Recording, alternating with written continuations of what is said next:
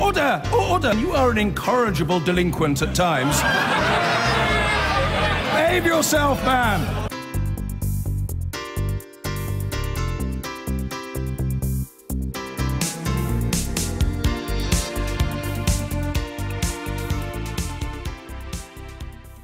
The Prime Minister has set out to inject new energy into the Brexit talks with a distinctly warmer tone in a key speech in Italy. Theresa May says she wants the UK to be the EU's strongest friend and partner and has called for a new style of agreement with the EU, unlike that with any other country, though there was little detail on what that might be. She called for a two-year transition deal after we officially leave the EU in 2019 and says the UK will pay its financial obligations to the EU, though no sum was mentioned. Our first report tonight is from our political editor Laura Koonsberg, who was listening to the speech in Florence. Waiting, waiting and waiting. It's months since the Prime Minister gave anything away on Brexit.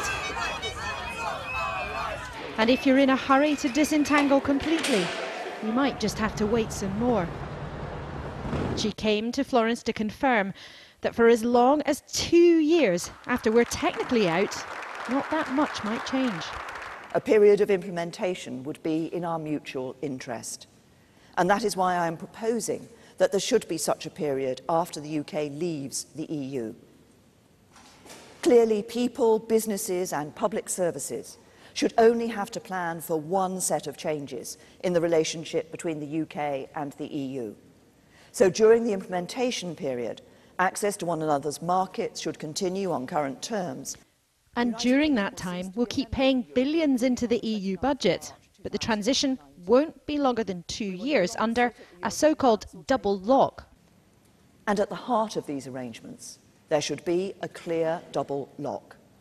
A guarantee that there will be a period of implementation, giving businesses and people alike the certainty that they will be able to prepare for the change, and a guarantee that this implementation period will be time limited, giving everyone the certainty that this will not go on forever. Still, I do not want our partners to fear that they will need to pay more or receive less over the remainder of the current budget plan as a result of our decision to leave. The UK will honour commitments we have made during the period of our membership. For the 3 million or so Europeans who live in the UK, there is a promise of extra legal protections. We want you to stay, we value you, and we thank you for your contribution to our national life. And it has been and remains one of my first goals in this negotiation, to ensure that you can carry on living your lives as before. Of course. But on the vital relationship between the EU and the UK after we leave, optimism, but few more clues beyond ruling out copying someone else's deal. We can do so much better than this. Let us not seek merely to adopt a model already enjoyed by other countries. Instead, let us be creative as well as practical in designing an ambitious economic partnership which respects the freedoms and principles of the EU and the wishes of the British people.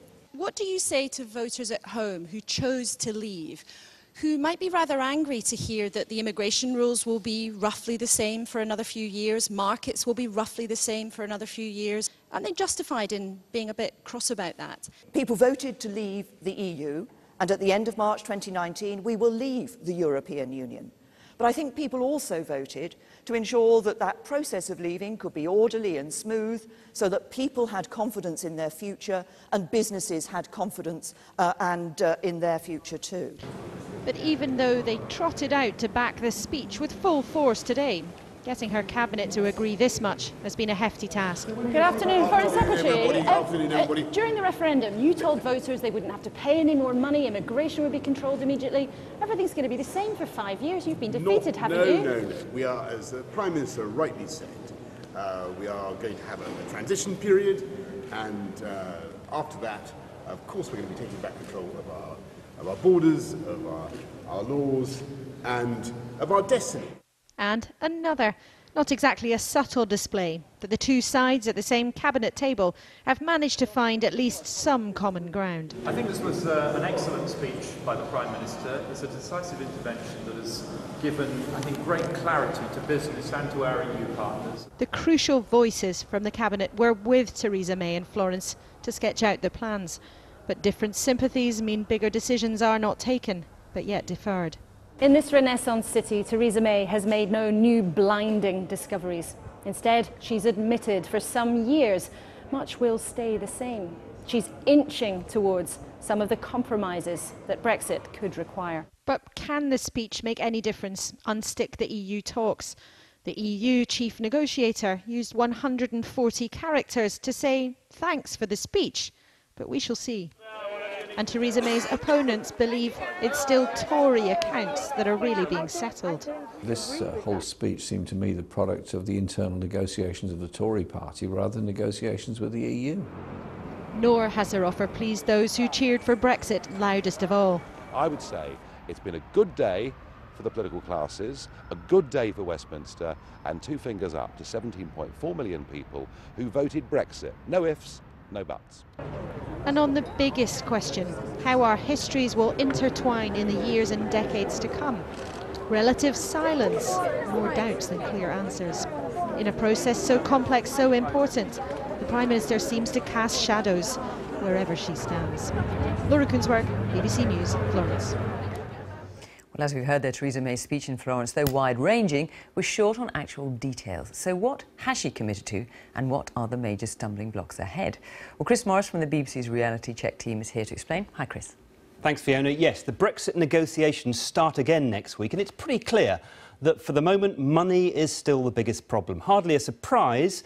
But will the EU see today as progress? Well, the Prime Minister has now made it clear that she wants a transition period of around 2 years after we leave the EU in March 2019, during which market access would continue on current terms. Crucially, she concedes this would be under the existing structure of EU rules and regulations. So, freedom of movement, the jurisdiction of the European Court of Justice, and payments into the EU budget. That means that Brexit wouldn't create a big hole in the current 7-year budget, and that will get a cautious welcome in other capitals. The UK would pay about £18 billion during the 2-year transition period. Now, many in the EU may wonder why that kind of suggestion couldn't have been made many months ago to get things moving. And they won't be hanging out the bunting just yet, because there are plenty of other bills that the EU expects the UK to cover. A share of the money that's been jointly committed to EU projects but not yet paid, a bit like a credit card. That could run to about £25 billion. Then the UK share of the EU pension pot could be another £8 billion. There are also outstanding loans and liabilities. Now, the EU's chief negotiator, Michel Barnier, has always said we need to settle all the accounts. So while today's speech may be seen in Brussels as a step in the right direction, there's a long way to go. The other big sticking point right now, and this is before we even start talking about trade, is the issue of citizens' rights. The EU wants the European Court of Justice to be the ultimate legal guarantor of any agreement on the future status of more than 3 million EU citizens currently in the UK. Well, today, Mrs May suggested an agreement should be written into UK law and British courts should take into account the rulings of the ECJ. But that's not quite the same thing. And while negotiations always have to contain compromise, the trouble here is that there aren't that many grey areas when it comes to defining legal jurisdiction. Fiona. Chris, thank you.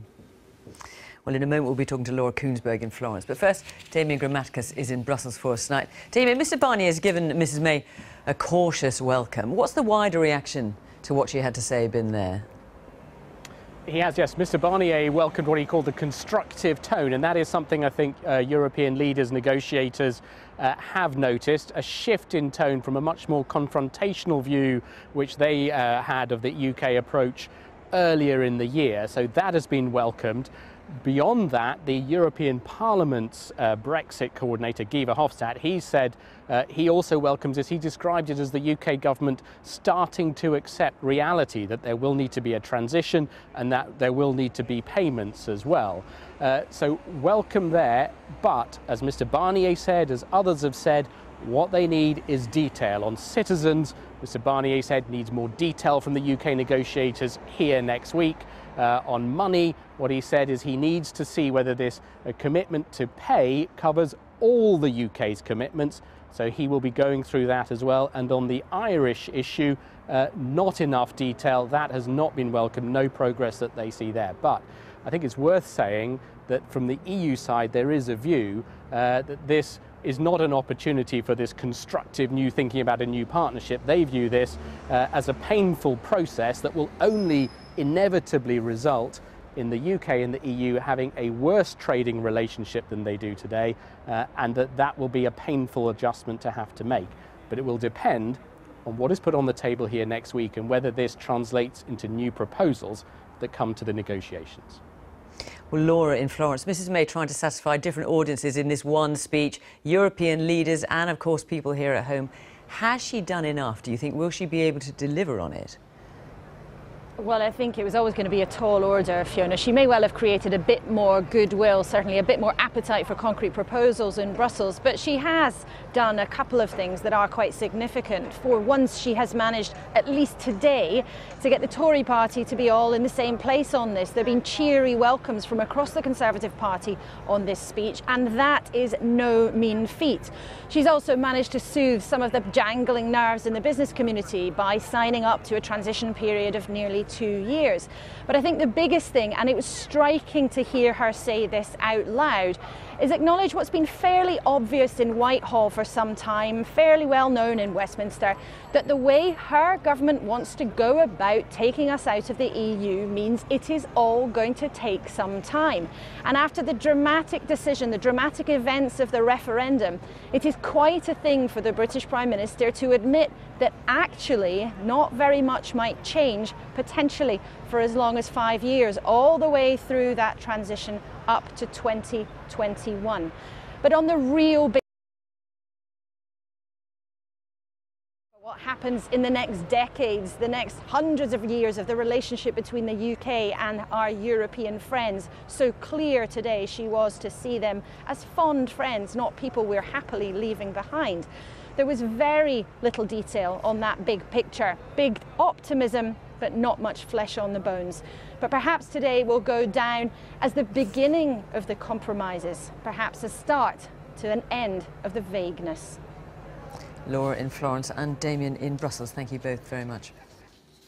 So can it be a new partnership? In her speech in Italy, Theresa May set out how the government wants to leave the EU. She offered new ways to develop the UK's relationship with Europe, among them a 2-year transition period, a creative approach to trade and payments into the EU budget until 2021. Now, will that be enough to break the deadlock in the Brexit negotiations, and how will it play with all sides? Here's our political editor in Florence, Gary Gibbon. In Florence, they put out flags for Theresa May's visit. They're not the ones she might have chosen. The Mayor of Florence tweeted this image to make sure no one missed it. Theresa May swept into town with a speech aimed at getting rid of the blockage in the Brexit talks.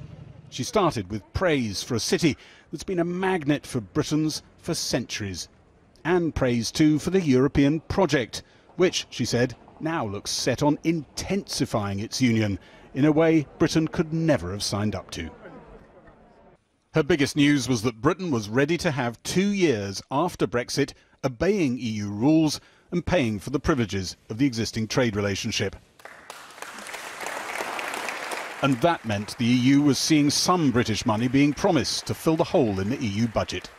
I do not want our partners to fear that they will need to pay more or receive less over the remainder of the current budget plan as a result of our decision to leave. The UK will honour commitments we have made during the period of our membership. What she said equates to £20 billion over 2 years. But different bits of the EU are saying Britain owes twice or 4 times that amount. The visitor to Florence softened some of her language to her hosts. The threat to walk out of talks was almost swallowed. EU citizens in the UK might be protected by UK courts taking account of the European Court of Justice.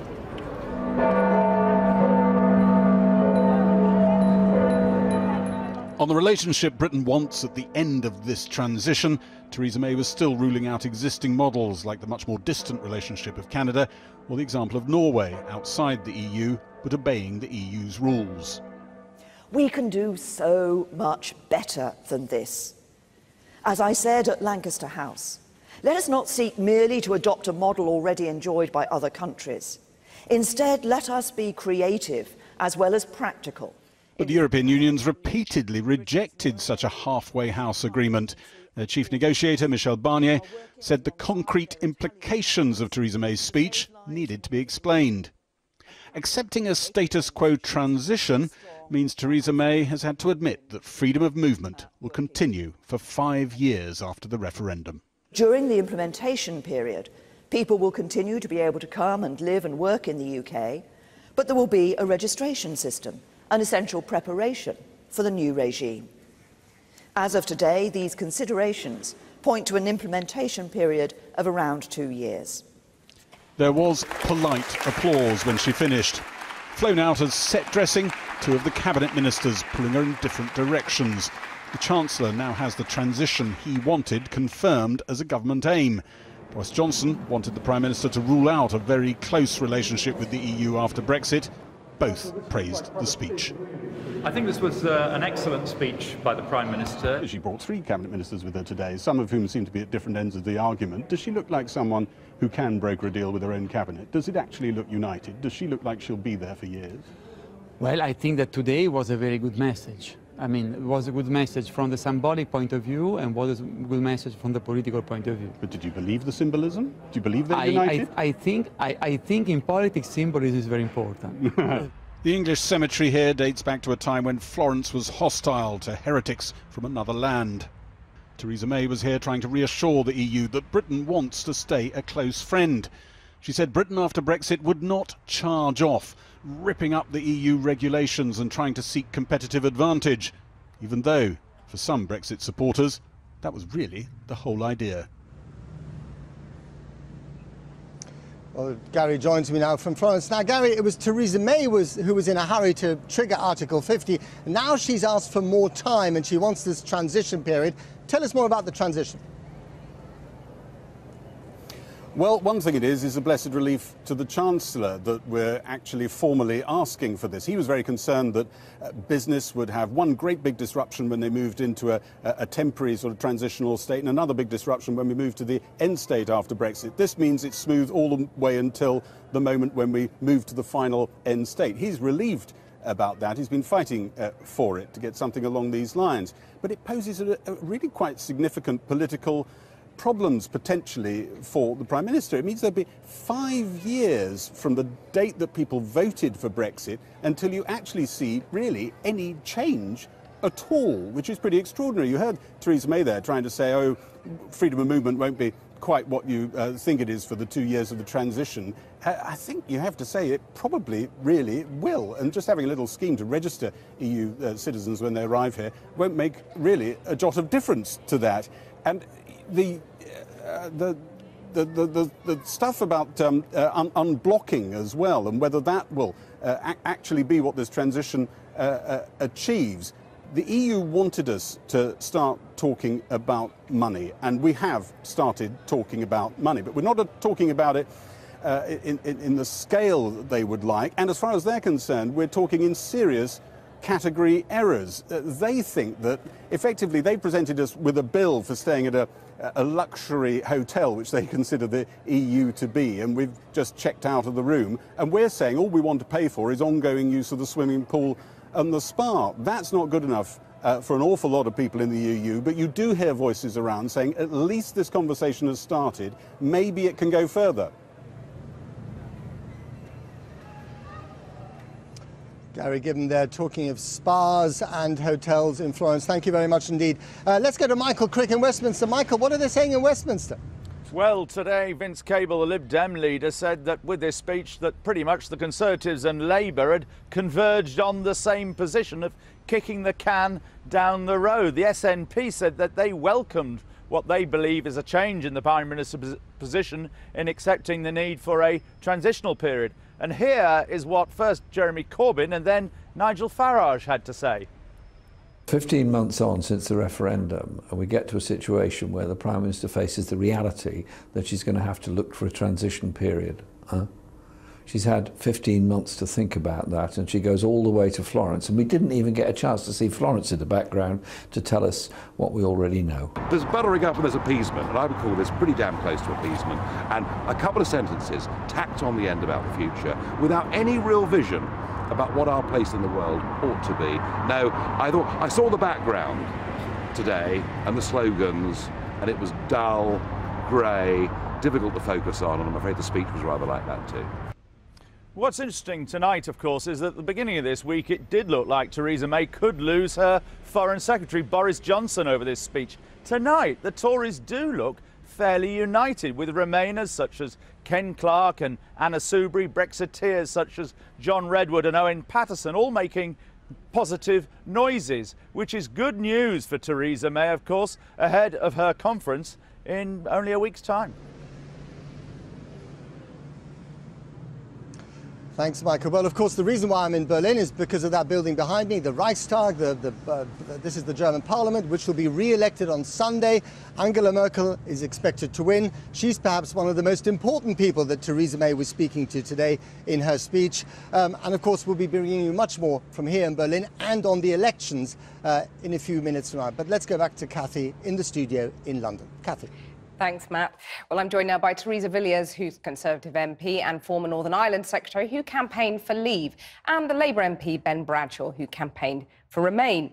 Theresa Villiers first. I mean, Gary said there, didn't he, 5 years after the referendum, you've essentially got the status quo. Are you content with that? Obviously, I'd like to see the benefits of Brexit delivered earlier, but it's been a 45-year relationship. It's a complicated task to get our exit process right. So a touch of realism has kicked in on your side, then? The speech today signalled pragmatism and a willingness to compromise. The Prime Minister has listened to businesses. She's listened to people on both sides of the Remain-Leave debate.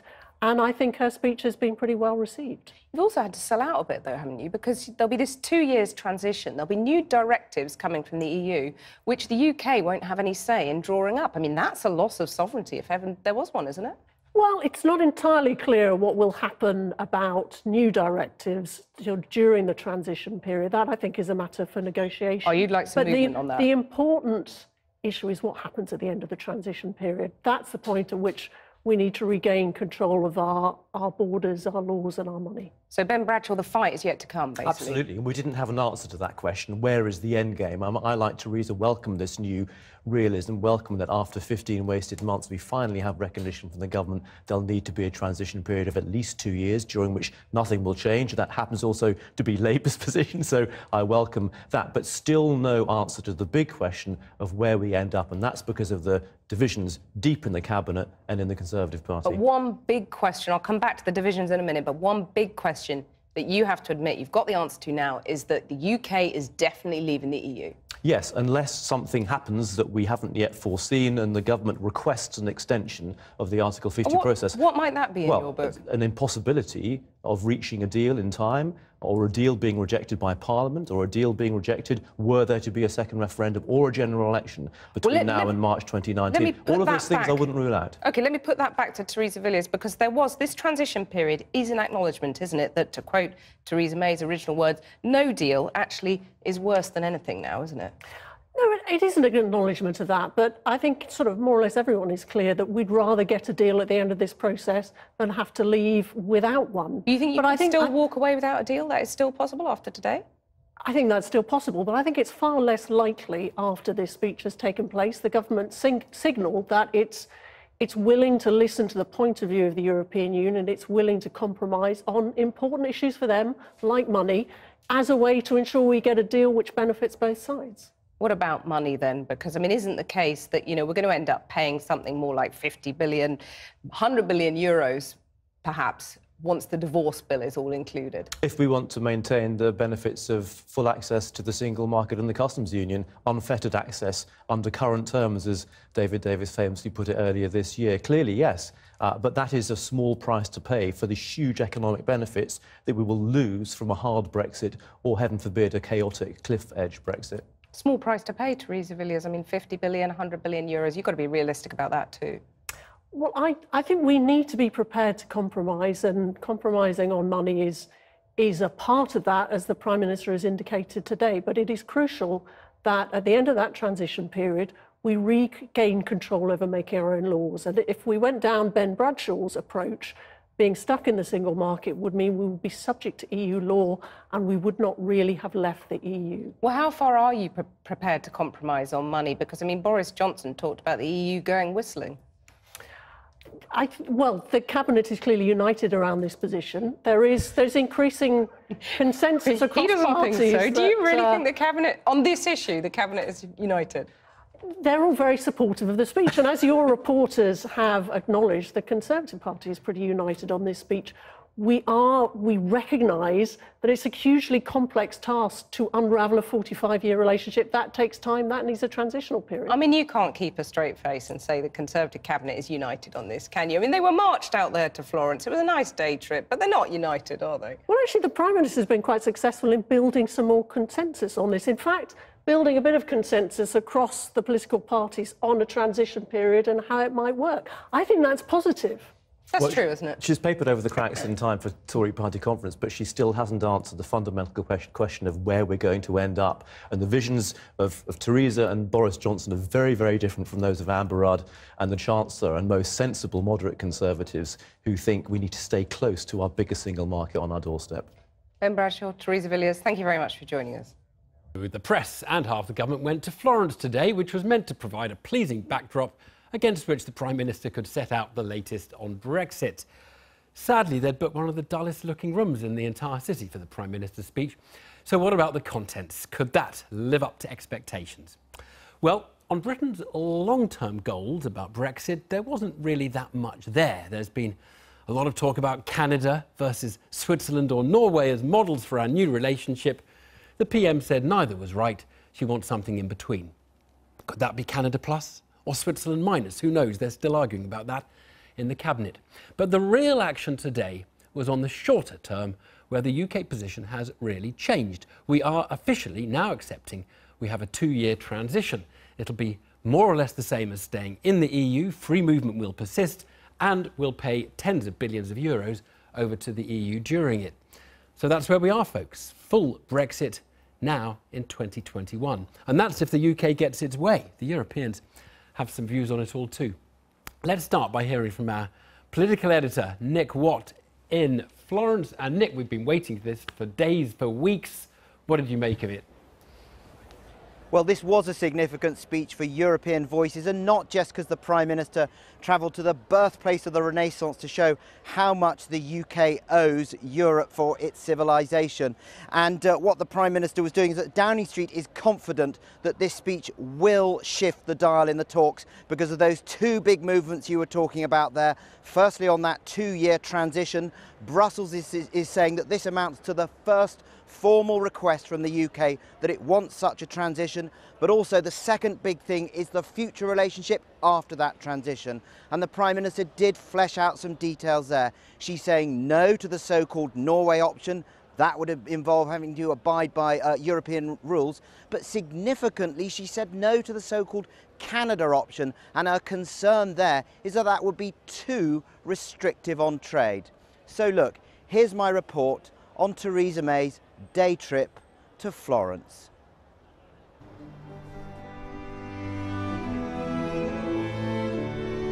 In the finest traditions of the nobility's grand tour of yore, Theresa May journeyed to the birthplace of the Renaissance to pay homage to European civilization. This was no leisurely aristocratic tour. The Prime Minister had political business to transact as she stretched out a hand to our European partners, though the manner was hardly a deity reaching out from on high. In fact, it all had the feel of a Prime Minister blinking first. As we meet here today, in this city of creativity and rebirth, let us open our minds to the possible, to a new era of cooperation and partnership between the United Kingdom and the European Union, and to a stronger, fairer, more prosperous future for us all. In the square outside this Florentine landmark, tourists have been enjoying the late summer sunshine. Inside the ancient basilica, the atmosphere was rather different, as Theresa May embarked on a rescue mission for the Brexit negotiations. The UK has blinked first by offering a series of concessions. The Prime Minister has strengthened her offer on rights for EU citizens, pledged to honour the UK's budget commitments until the end of 2020, and offered to abide closely by EU rules during a transition period of around 2 years. Clearly, people, businesses and public services should only have to plan for one set of changes in the relationship between the UK and the EU. So during the implementation period, access to one another's markets should continue on current terms, and Britain should also continue to take part in existing security measures. Downing Street insists that today does not mark a climb down, but they do believe that the Prime Minister has provided enough to break the logjam in the talks. Number 10 hopes that the EU will also adopt a more flexible approach when the talks reach the serious business of discussing a future trade deal. One senior Number 10 aide told me that Downing Street regards the Prime Minister's description of the UK's future partnership with the EU as her most significant intervention today. They hope the EU will understand that the Prime Minister is saying she wants to remain close to the EU, but she does understand that once we leave, we will lose privileges. This aide told me, "We understand we can't have our cake and eat it." The Prime Minister rejected the idea of following the example of Norway, which is still bound by EU rules, and Canada on the grounds that it faces too many restrictions on its trade with the EU. Let us not seek merely to adopt a model already enjoyed by other countries.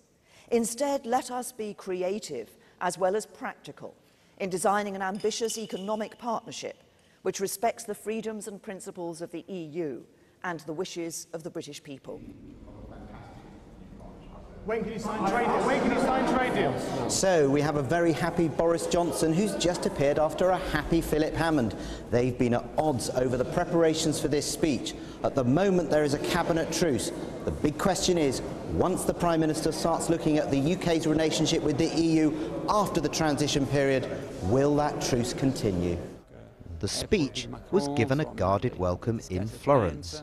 I think that the symbolism of Theresa May delivering the speech today was trying to show her will that she leaves the EU, but she doesn't want to turn her back to Europe. We also want to keep a very good friendship with UK in the future. And I mean, the fact that she has chosen Italy means that, after all, that also our contribution to European history is something very considerable.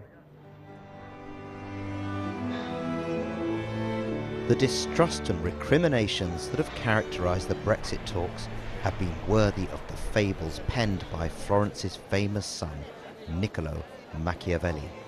On her day trip, Theresa May sought to open a new chapter by showing she is no schemer.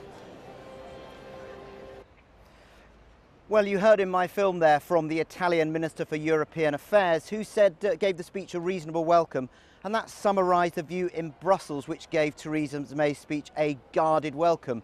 So Michel Barnier, the EU's chief negotiator, he praised the speech for its constructive spirit and its willingness to move forward.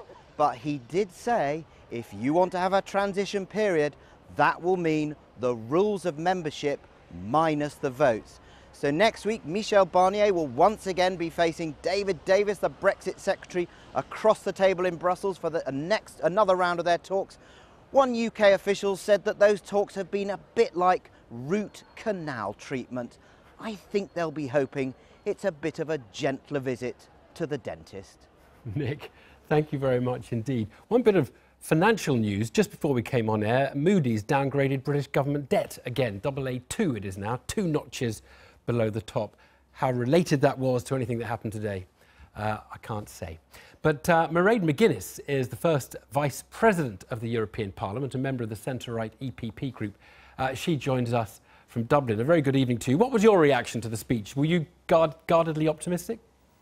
Well, I think it was so well flagged, this speech, that none of us were surprised. I mean, there's a lot of detail in it.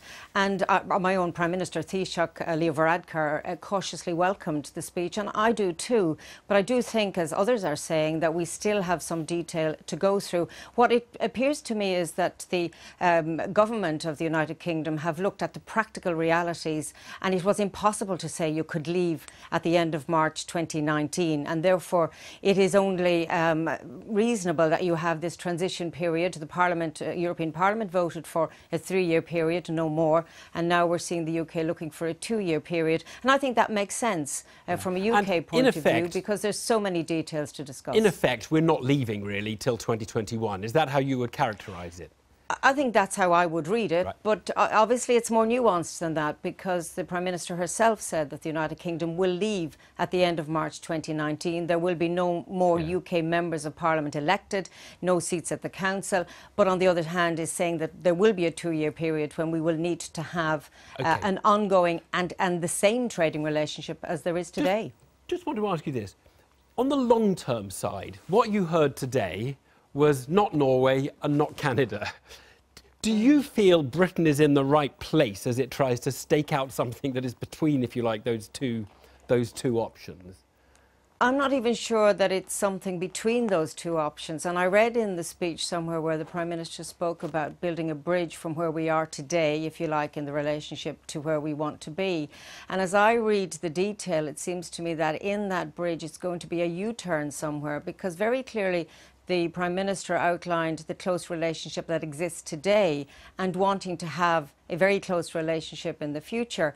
And it seems to me that that suggests that it's not staying in Europe, though that would make sense from what she said, but it's having the same arrangement as if you're part of the European Union. And clearly there are difficulties around it. So when you ask about which country choice you can make, there isn't one.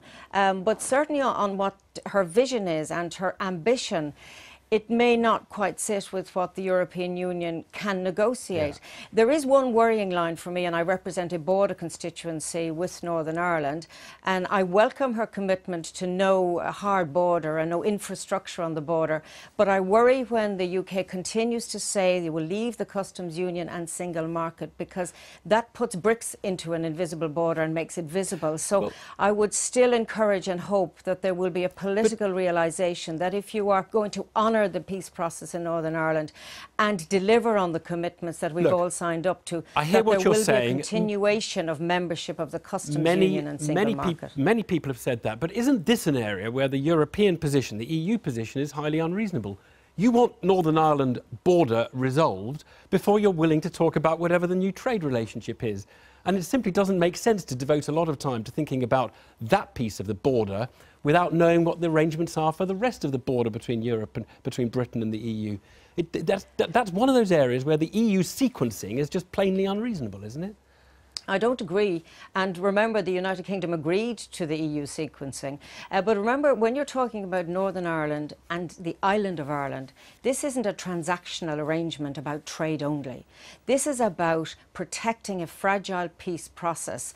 I'm old enough to remember what life was like around the border when we had the Troubles. Many people are, and we don't want our children to ever see that again. And I'm not suggesting that will happen, but there is a psychological worry on the border, and I was there this afternoon with Taoiseach Leo Varadkar. So I think it is much deeper than suggesting that this can be settled in a trading relationship. It's got to be settled in the first phase. We've got to see progress. Mairead McGuinness, thank you very much indeed. Thank you. Well, the Prime Minister was addressing herself to the Europeans, but probably her most keen listeners were here in the UK. Jacob Rees-Mogg is the Conservative MP who serves as the conscience of the Brexit campaign, as one of many consciences. Very good evening to you. But this is a pretty remarkable retreat by the British, isn't it? Effectively, having been saying maybe no transition at all, we're staying in the EU for another 2 years to all intents and purposes. I think if you are kind, you would say that the Prime Minister has made a generous offer and has now put it to the Europeans to respond. If you would unkind, you would say there's been a series of concessions whilst the European Union has not made a single concession. Right. I mean, this morning, Chris Grayling said on Radio 4, we've been very clear, freedom of movement ends in 2019. He said that this morning. He'd read the speech and he said that this morning. In the speech, the Prime Minister says during the implementation period, people will continue to be able to come and live and work in the UK. In what way is that not free movement?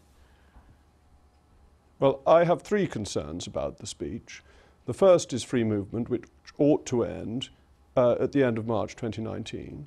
And I think it's a question about the Home Office's competence, actually, because it hasn't done very well in dealing with illegal immigrants so far.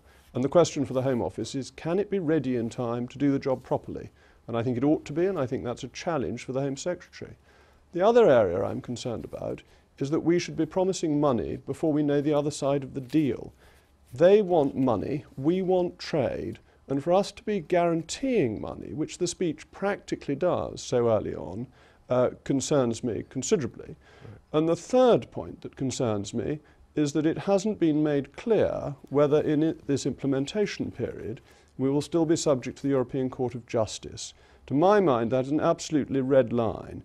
If after March 2019 we are still subject to the ECJ, we have not left the European Union, and that would be undermining the vote we had in June of 2016. The European Union is absolutely clear. We're still under the European Court of Justice in the implementation period. There's not even a shimmer of doubt about that. So you can't actually accept what the Prime Minister has set out today. The Prime Minister didn't make that clear in her speech, but is a point that needs to be clarified. If we do not come out of the jurisdiction of the ECJ, we have not left the European Union, and that would be a denial of the vote, the biggest vote in British history that we had in June of 2013. So that is a key question that I hope journalists will be asking the Prime Minister, and parliamentarians will, when the House of Commons is back after the conference recess. What can you do? What would you do if it seems like the Prime Minister, as everybody else is interpreting it, that we do have the ECJ, we do make the payments, and we do have free movement for 2 more years? What can you do to stop it? Well, I can't do anything to stop it. I'm one of 650 members of Parliament, but there will be a considerable dissatisfaction in the country if we are not outside the ECJ's jurisdiction on the date of leaving, and that is crucially important. We've had a huge democratic vote. This needs to be implemented, and the government must ensure that it can do the administrative job of getting us ready, to be ready on day one. I mean, the other thing the Prime Minister did do today, which was a concession, was she effectively abandoned talk of, hey, look, if you give us a bad deal, we'll go down the route of being a kind of Singapore, offshore Europe, we'll have deregulation. She said, no, we won't do that. She said, we're keen on high levels of regulation, just like the rest of Europe. Does that upset you? Well, I think that's a separate question, actually. She did reiterate the point that no deal is better than a bad deal, and that's important. What happens once we've left and have properly left about future economic policy will be determined by our normal democratic processes, and that there are many people in the Conservative Party who would prefer a more Thatcherite approach to economics. And if that's what the country votes for, that's what it will get. But with Parliament as it's currently made up, that's not a realistic option anyway. There aren't the votes for that in the House of Commons, and so the Prime Minister is reflecting reality in saying that. Do you ever think that the Brexiteers, with a much harder line view of what this negotiation should be like, no money, no ECJ, no free movement, you've led her up a path which she basically doesn't feel is deliverable? This is why, after 6 months of saying, she could have done this 6 months ago, nothing's changed, except she's just given in to the reality that the Europeans are not going to let us have our cake and eat it. No, I dispute that. I think the risk of delay is that we miss out on the opportunities of Brexit coming to the country sooner. I was so impressed by Boris Johnson's article a week ago or so, which set out the really positive argument for Brexit about how with free trade we can be more prosperous, that we can cut the cost of living for everybody in society, but in food, clothing and footwear most, which affects the poorest in society most, we can improve their standard of living, we can boost real wages once we're outside the containment of the European Union. This is very exciting, and delaying it is inevitably disappointing. Theresa May has heard all those arguments, and yet today she has basically said, I'm sorry guys, I have to make this transitional plan. It's not going to work to have this cliff edge. Well, I don't think there's any necessity for a cliff edge. I think if the government could be ready on day one, if it read the excellent articles by Charles Elphicke on Conservative Home and ensured that the governmental systems were prepared I think this is a real challenge for our civil service to make sure that they can get the work done, to make sure government departments are ready, so Customs and Excise are ready, that the Home Office is ready. That's the essence of it, and that's not a cliff edge. Jacob Rees-Mogg, nice to talk to you. Thanks a lot. Thanks. Thank you very much. Good night. Germany's foreign minister has described yesterday's Brexit speech by Theresa May as disappointing. She'd laid out plans to keep paying into the EU budget during a 2-year transition period, but Sigmar Gabriel has accused her of offering no concrete details on how Britain wants to structure its exit from the European Union. Now, it was supposed to reset relations with the continent. But 24 hours after Mrs May gave her Florence speech, the fragile entente cordiale with Europe is once again looking a little frayed. Our Europe editor Matt Fry is in Berlin. Well, to be honest, Fatima, the response has been muted, shall we say. I mean, in Paris we had some sort of positive optimism, but with a bit of caution, basically saying we're moving in the right direction, but we need more details. In Berlin, curiously, they've said very little indeed. In fact, what everyone seems to be saying, and an extraordinary example of sort of message discipline, is wait for Michel Barnier to give his verdict on Monday morning when he talks to David Davis. In other words, here, of course, they're busy with elections, but they'll be talking to Barnier. They'll be doing the same in Paris and Rome. They'll be telling him what to say to David Davis, and that is the official response that really matters. Here, by the way, they're a little bit distracted. Berlin, the eternal frenetic building site. This is the Imperial Castle, flattened during the war, now rebuilt from scratch 7 decades later. Germany is forever reinventing itself, working out how much of its past it feels comfortable with as it forges a new future. All this leaves precious little patience or interest with the theology of Brexit in Theresa May's speech. Oh yes, and they have an election here tomorrow. More on that in a minute. Then there's France, also in the throes of reinvention.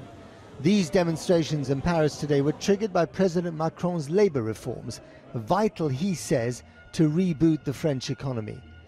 But if the demonstrators prevail, then Macron's Napoleonic promise and ego will surely fizzle. For him too, Brexit is a distraction from bigger issues, but at least Macron responded to Theresa May's speech when asked. Je note néanmoins The progress and signals sent by the British Prime Minister show a willingness in Great Britain to move forward. But I remind everyone that we have a very clear method that was announced.